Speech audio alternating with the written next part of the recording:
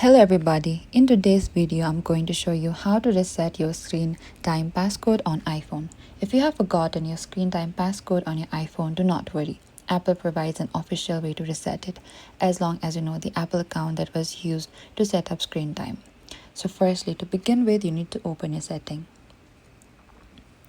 And from here scroll a bit down until you find this screen time here. Select this. So over here, scroll a bit down here and you'll find this change screen time passcode once again from the menu that appears. And you can select forgot passcode if you do not see this option, and make sure your iPhone is updated to the latest version. And you'll now be asked to enter the Apple account, email address and password. You need to follow the on-screen instruction that were used to create the screen time passcode, and enter your credentials and follow the on-screen instruction to verify your identity.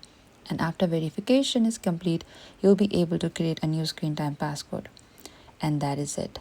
This is how you can reset your screen time passcode on iPhone.